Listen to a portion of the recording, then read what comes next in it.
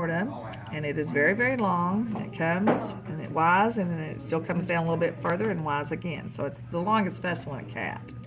Here are the branches off the descending aorta. The first branch right under the diaphragm is the celiac trunk. The second branch is the superior mesenteric artery. The third branch, now your adrenal gland's kind of broken up, but it's whatever comes over the top of the adrenal gland, suprarenals, and then, of course, we're pluralizing stuff because I could have come from the inferior vena cava too. Okay, so the renals to the kidney, and then below on the back side are the lumbars. Okay, and then to the bottom of the colon is the inferior mesenteric artery. Now that needs to be artery because it's definitely coming off the descending aorta. See? Okay, and then to the sides, right before you make the letter Y's, are the laterals, the deep circumflex iliacs. Okay, so those are the branches off the descending aorta and or the inferior vena cava. Okay, and then you're going to do name changes after that. So let's go back.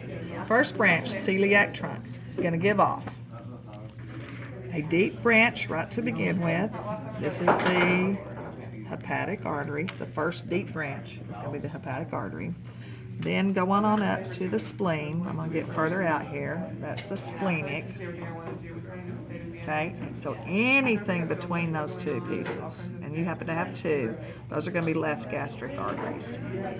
Okay, between the spleen and stomach, spleen side or stomach side, are the left gastroepiploics. So I can pin, and I'll probably pin both sides, just left gastroepiploics. Okay? Coming off the superior mesenteric artery, the second branch here, I'm going to look for, I'll go find the stomach. It's going to be pinned down, so the stomach will be pinned in place.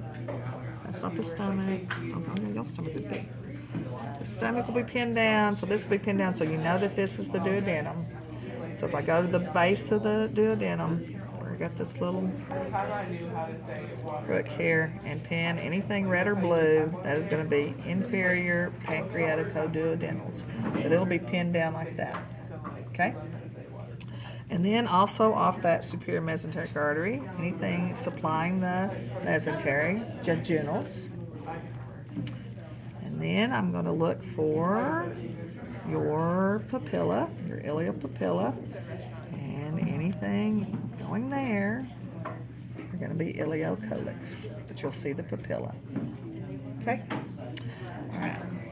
Then we're coming on down. We did all that stuff. Oh, under the liver. So the hepatic artery will swing under your stomach and try to get to your liver. So here it comes again. This is going to have to be hepatic artery again. And that is hepatic artery again, going on up to your liver. Yeah. There you go. So both of these are also still hepatic artery. Coming this direction, you gotta keep holding. Can you? Coming this direction, you make the letter Y. The trunk of the Y serves my stomach and duodenum, so the trunk of that Y is the gastroduodenal artery. The right split serves the top of my pancreas and duodenum, superior pancreaticoduodenal artery. And the left split will come on around the top side of my, or actually the bottom of my stomach as the top of my stomach, sorry. The right gastroepiploics. So the left gastroepiploics and the right gastroepiploic meet together and make that A word, anastomosis.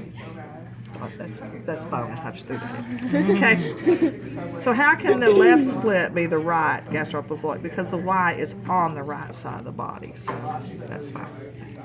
And then getting into the liver, carrying all those nutrients, the most nutrient-rich vessel in the body is the hepatic portal vein. And exiting the liver, trying to get to the heart, are hepatic veins. Good? All right. Come down here, and we're going to make our first Y. Our first Y are the external iliac arteries. Come between them, descending aorta still. And our second Y are the internal iliac arteries. Off the external iliac artery, you keep your name until you get here. You get at the broken pubic bone, and you give off 4 vessels. 2 to the outside usually, but your skin flap's over here instead, but it doesn't matter. Anything going up the skin flap, whether it's outside or inside, the skin flap is the key there, is the inferior epigastrix. I think I skipped superior epigastrix. I don't think you did. Did I? No. I thought you Got said it? Yeah, I Yay. think you did. Okay. All right. And then coming to the outside at the broken pubic bone are the lateral circumflex femorals. Then you go 2 to the inside, and I'm gonna cut this loose so you can. I know you need to keep the skin flat, but I need to kind of. Yeah. Okay. So there. See how that's separate than this? Coming across to the inside superficial or external pudendals, and anything deep to the inside, you can see the blue down deep, is the deep femorals. Okay? Then you've changed your name. You've been external iliac artery now and vein, and now you change your name to femorals, and even after you dive down, you keep the name femoral. So all that plus what dives down are femorals. Anything to the inside along that journey are musculars. Anything superficial, and yours broke, but you can see that these are superficial vessels. At the dive are geniculars. And then the long superficial vessel, which is the longest in humans, is the saphenous. Okay? Come back up and catch your internal iliac arteries, and one of them needs to be headed coming off the internal right here. Hopefully when I pull this, you're going to see the bladder move. See, I'm pulling that bladder back down, so that is going to have to be my vesicle. Okay? And then the blue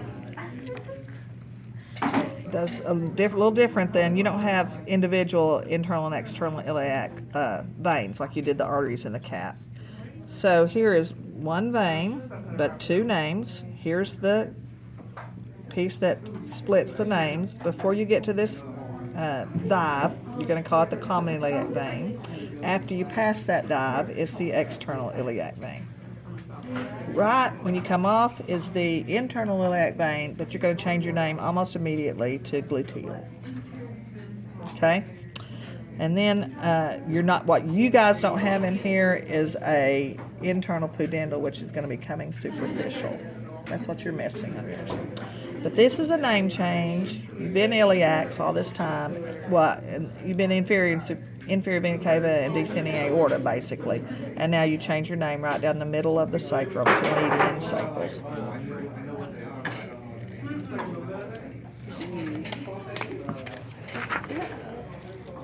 And if this was a little boy cat, let's see what you got. So I have a little. It's a boy. Mm-hmm. Okay, so they have a boy cat. So here comes the vas deferens. The other thing, whether it takes staying up or not, I'll pin right at the inguinal canal. So that is going to be the testiculars. Okay, but not the vas deferens. The other thing is the testiculars. And then if it was a little girl, there'd be a little ovary right here, and there'd be little blood vessels going to it. Ovarians.